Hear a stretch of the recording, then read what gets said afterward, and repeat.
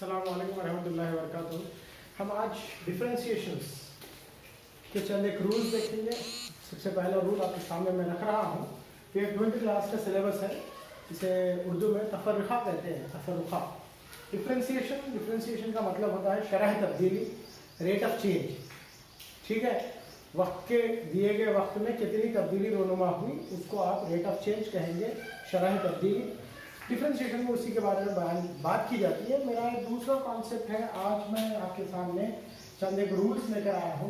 सबसे पहला रूल है कांस्टेंट रूल,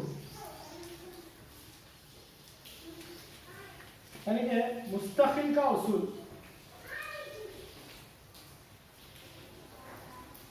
या फिर उसूल मुस्तकिल कहा जा सकता है कि कैसा रिएक्ट करेंगे आप जब कांस्टेंट दिया जाए। मिसाल के तौर पर y equals to k sin x है, y equals to k sin x। यहाँ पर y एक फंक्शन है जिसको डेरिवेट किया जा सकता है, जिसका डिफरेंशिएशन मुमकिन है। k एक कांस्टेंट नंबर है और sin x एक ऐसा फंक्शन है जिसका डेरिवेशन मुमकिन है। देखिए कैसे किया जाएगा। Differentiate with respect to x dy dx of y equals to dy dx of k sin x। ऐसे लिखना होगा आपको। Differentiation of y with respect to x we call it as y dash equals to, अब मुझे करना है differentiation of k sin x। याद रखिए, आप डिफरेंशिएशन के कई फॉर्मूले पढ़े शुरुआत में। Differentiation of x is 1, differentiation of x power n is n dot x power n minus 1, differentiation of e power x equals to e power x, differentiation of e is a constant number that is 0, differentiation of any constant number is 0। लेकिन यहाँ पर constant number एक function के साथ, एक डेरिवेबल function के साथ जुड़ा हुआ है, वो भी ज़रब में। तो इसे आप कैसे ट्रीट करेंगे? आपको करना इतना ही है, ये k को बाहर लाना है, k बाहर dy dx of sin x आपको लिखना है। अब आप डिफरेंशिएशन ऑफ sin x कीजिए, इसकी को कहते हैं आप k बाहर लाना, y dash equals to k differentiation of sin x is cos x। अगर आप ऐसे करेंगे तो this is called constant rule.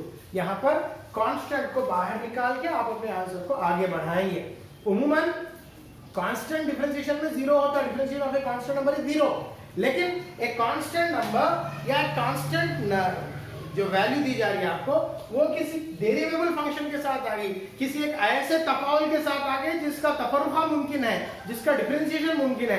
उस टाइम पे आप उस कांस्टेंट को बाहर लेके अंदर जो बच गया नंबर, जो है ना आपका डेरिवेबल फंक्शन बच गया, उसको आप डिराइव करना, उसको आप डिफरेंशिएट करना।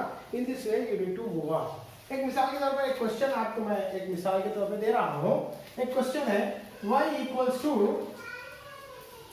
7 e पावर x, ऐसा क्वेश्चन है। आपको इसका डिफरेंशिएशन करना है। क्या करेंगे आप? सबसे पहले गिवन दैट बोल के आप शुरू करेंगे।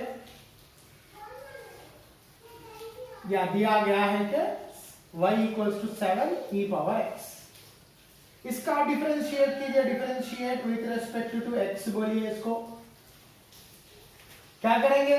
d by dx of y equals to d by dx of 7 e power x। Clear हो रही बात? इसको देखिए आप, ये differentiation of y, we all know that differentiation of y is y dash equals to, अब यहां पर आपको दिख रहा 7 एक कांस्टेंट नंबर है ना, e power x constant number है।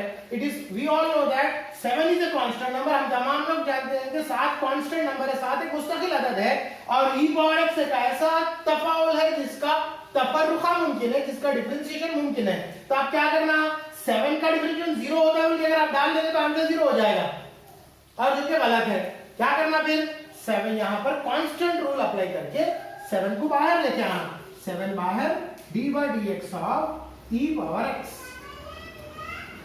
देखिए y dash equals to 7 का 7 differentiation of e power x is e power x। इस तरह से अगर आप करेंगे तो इस पूरे मेथड को आप कहेंगे कांस्टेंट रूल का एप्लीकेशन। शुक्रिया।